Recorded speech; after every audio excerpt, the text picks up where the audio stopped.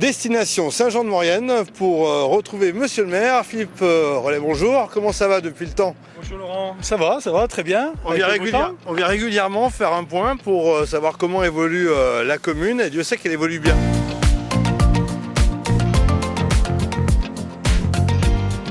Alors on va parler aujourd'hui particulièrement des grands projets, des 4 entrées de ville par exemple, et puis de quelques monuments historiques. Oui, alors c'est vrai que c'est une coïncidence, c'est rare dans un mandat. On va retravailler les 4 entrées de ville de Saint-Jean-de-Maurienne.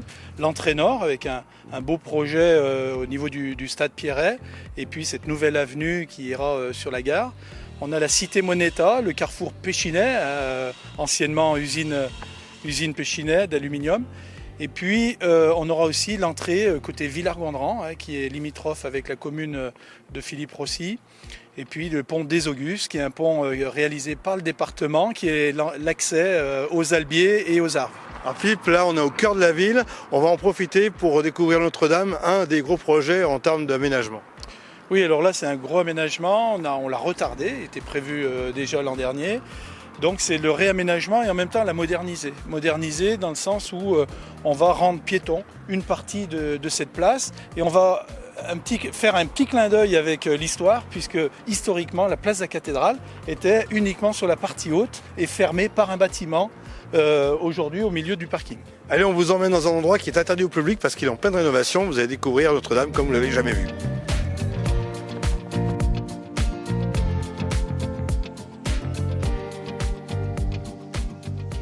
Bon, ben pour Notre-Dame, ça sent le neuf.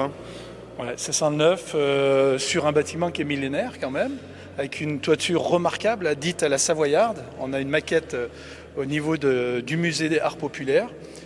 Et puis on voit cette magnifique église, alors qui est restée vide pratiquement 60 ans. J'ai eu une dame qui m'a témoigné dans ce sens en me disant il y avait encore un tas de sable il y a 60 ans en arrière, ce qui est assez incroyable.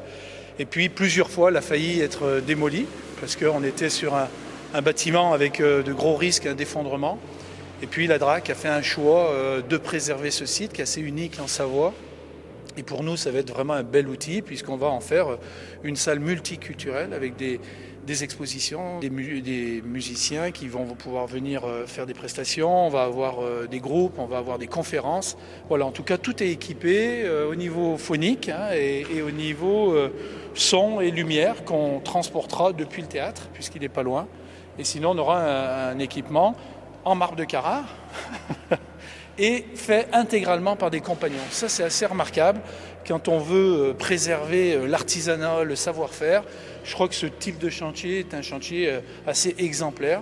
On avait un atelier de charpente en plein cœur de ville pendant pratiquement une année, et ils ont travaillé à l'ancienne.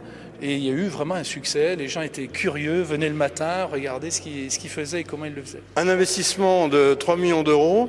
Oui, 3 millions d'euros, financé en partie par la DRAC, par l'État, 80%. Je propose de traverser la rue et on va se retrouver au Grand Clocher où là il y a aussi des projets. Alors on traverse la place qui sera piétonne à terme.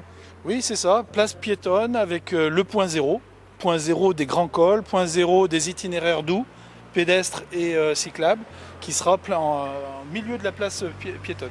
Allez, levez les yeux parce qu'on va au Grand Clocher et peu de personnes y pénètrent. Allez-y monsieur le maire, vous êtes chez vous.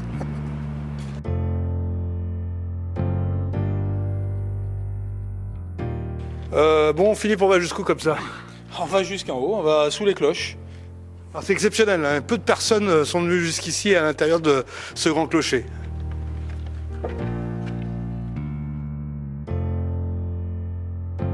Alors là on est au bout du bout, on est au niveau des cloches et c'est vraiment un endroit mythique. Ouais, assez mythique, et fait entièrement en galets de rivière et entre autres l'arc. Et puis on a ce beau projet de construction de rehaussement du clocher, donc 30 mètres plus haut, voilà, qui est réalisé par une association, alors très encadrée, très professionnelle. Et aujourd'hui le dossier est à la DRAC depuis 6 mois.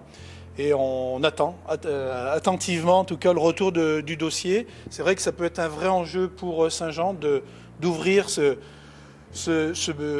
panorama au plus grand nombre, et puis surtout créer une coursive autour et puis les 4 petits clochetons qu'on retrouve sur des clochers à Turin ou d'autres endroits en Savoie aussi. Le projet, c'est à la fois d'améliorer le cadre de vie de la ville et puis c'est aussi de ménager ce patrimoine qui est toute l'histoire de Saint-Jean-de-Maurienne. Oui, alors c'est vrai que le patrimoine aujourd'hui, Saint-Jean-de-Maurienne, c'est une ville de patrimoine qu'il faut mettre en valeur, qu'il faut rénover.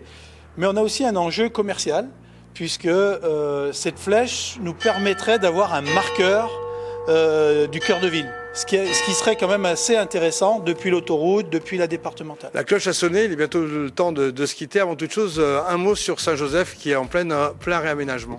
Oui, alors Saint-Joseph qui est à 100 mètres du clocher. Et c'est vrai qu'on lance un contrat d'aménagement, concession d'aménagement, dès la fin du mois d'octobre. Ce qui veut dire que derrière, on aura des promoteurs qui vont répondre à cet appel à projet, dans lequel on a des projets structurants, une résidence senior, des logements en acquisition, et puis un parking souterrain en cœur de ville. Voilà pour ce clin d'œil de Saint-Jean-de-Maurienne. On se retrouve prochainement pour évoquer d'autres sujets tout aussi importants. À bientôt.